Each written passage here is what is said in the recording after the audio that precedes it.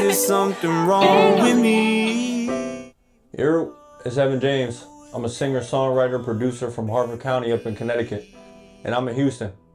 We're on Hip Hop Street, where the urban culture finds its voice on every beat. Stop playing with us. Bury me with no regrets. No, I've always done my best. I swear something's wrong with me. Bury me with no regrets. Yeah. I fell in love with music since I was a kid, really. It's always been around. I lived in a type of house where music was always on. It was never quiet. Cooking, cleaning, being outside, doing yard work, whatever was going on, there was music being played. So I just didn't find out that I could make it or that was my passion for real until I turned about 19 or 20. I was blessed with a couple different things that happened to me. I say blessed in a way that's kind of weird for some people, but I was working in a pizza restaurant for a long ass time, and I saved all my ones. I saved up like 4 bands. And this dude who really don't stay in one place, he was like, let's go to Puerto Rico. So I ended up going there for a couple weeks, taking a little break. And the only thing I wanted to do was just like create music, create art. And then when I came back, I was unfortunately blessed with cancer. So I went through a really quick process of testicular cancer. I had 2 surgeries within the span of 3 months. And that kind of jump-started my creative process because it was an outlet to get a lot of negative thoughts and a lot of things off my chest. But as I became more well-rounded, I understood how to not only evolve my negative thoughts into music, but also my positive thoughts and my hopeful thoughts, everything in that nature. So in the span of 1 to 2 years, it really clicked for me that I needed to take this serious. And then from then on, I've been making my own beats. I got taught the alphabet, I say, from one of my friends. He taught me the alphabet on the piano, and I learned how to make words, and I learned how to phrase things, and now I can talk in complete sentences. And from that point, I've been mixing, mastering, songwriting, all in my own house. So it's just more and more serious, more and more passionate, and we move forward from there. A lot of people ask me about my musical style and what I can relate it to. And I have a hard time most of the time because I feel like as a singular individual, you look at yourself in the mirror and you see a lot of versions of yourself. But somebody who can look at you from the outside can kind of pinpoint and say that you are this thing. For me, I just give people the inspirations. Like my top 3 for the last couple of years is Frank Ocean, Rod Wave, and Jasmine Sullivan. 3 particularly different artists, but in some ways they feel similarly in terms of songwriting, in terms of soulfulness. I feel like a lot of their music just bears soul and emotion. So that's where a lot of my inspiration comes. If I don't love a song or if I don't feel emotionally moved by my music, then I'm not doing it correctly.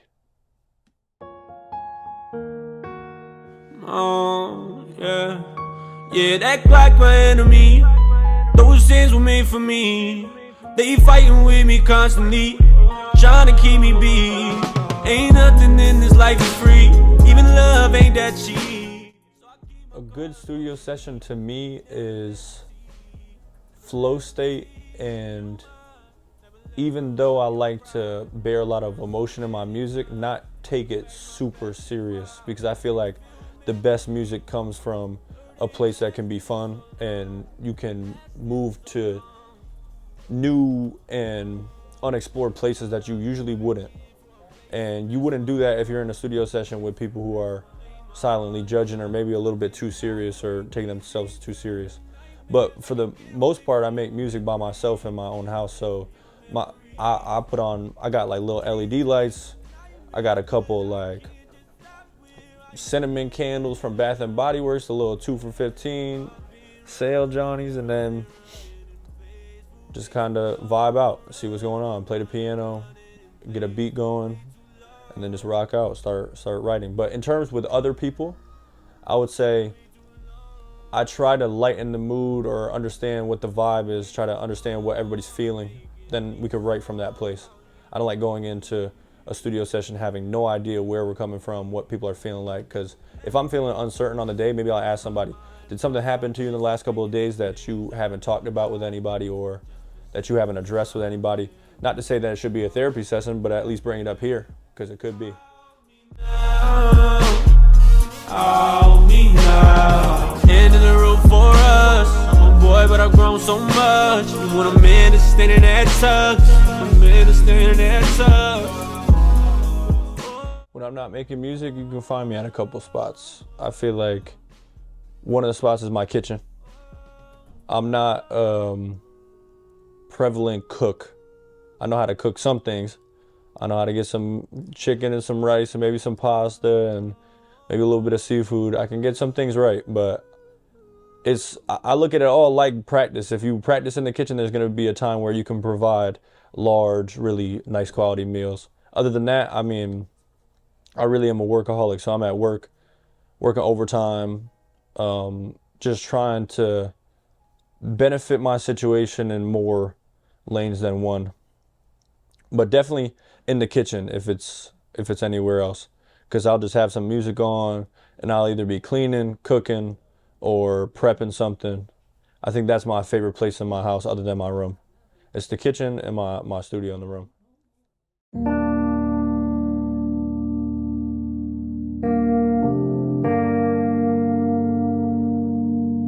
Turn the lights down low.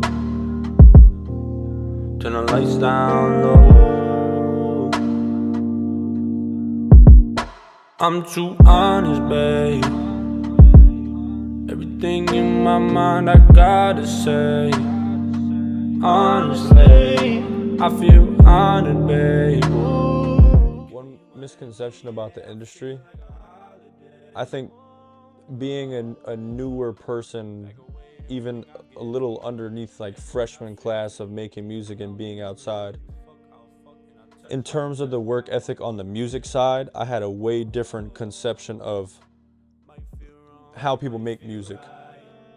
I think that in my mind, I thought everybody was in the studio just putting shots in the gym, like it was like hours and hours and hours. But I think that a lot of artists out here treat the studio sessions and the music making as really fun and energetic, and it's kind of a way to show off sometimes, and that's cool. There needs to be opportunities like that, but it can't be the majority of. I can't say I can't, because I don't like to make generalizations, but for me, I don't feel like that's pertinent to the rest of your music making abilities. I feel like putting the shots in the gym and working on these different maneuvers and working on these different moves, speaking lyrically or speaking like production wise, it will push you forward in the industry.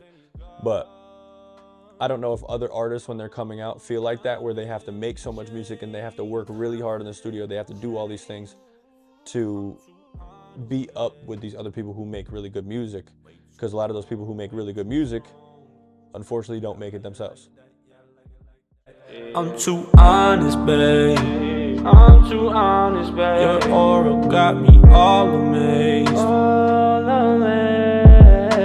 Running through my mind like a maze. Ain't nobody want a close case. Ain't nobody want a close casket. I've been trying to live for days. I've been just blessed by God with a message up top. I've been trying to run through it all. I honestly don't work with many other producers. I just counted the other day. After a year of being in my house, I've made 135 finished songs.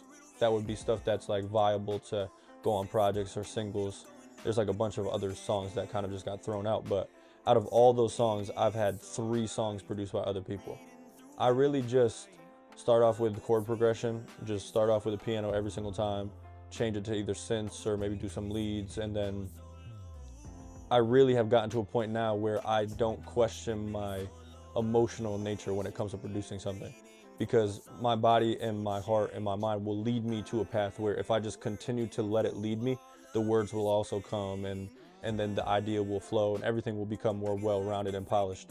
But in the beginning of me making music, producing and thinking about mixing and mastering and everything in that sense, I was not confident, I was self-conscious, and at this point I've gained a little bit of bravado when it comes to all that. So I kind of just walk into a situation, and whatever comes out, then it comes out, and we just work from there. It's not every single song you make is not going to be the one, or it's not going to be the best one, or the one that you're the most proud of, but it's very important for the next song and then the next song, because that's the only way you build. So in terms of working with other people, the people who I have worked with, it's been a very vetted process. It's people who not only I like their sound, but also I like their work ethic. I know that a year from now, they're still gonna be pushing to create new sound. They're still gonna be pushing to make new music. They're not gonna be complacent. Overthinking got me singing in the bowl so low. Keep on tripping, I might tip it, made me so low.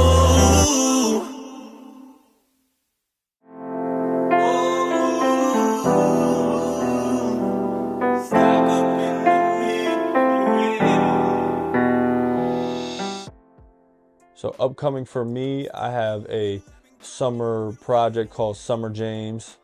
It's really fun, it's energetic, it's in a different place. It's adjacent to the Cash Cobain thing that's going on right now. I really love his sound and his take, but on July 26th, I'll be dropping a tape. It's 7 songs. I got a couple visuals that are coming with it, so be sure to check me out on Instagram at Evan James Official. That's EVANJAMES Official.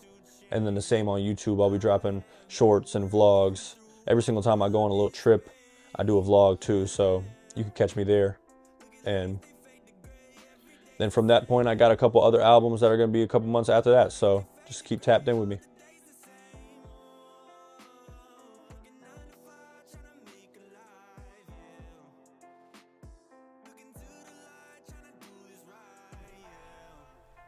Hey man, it's been Evan James.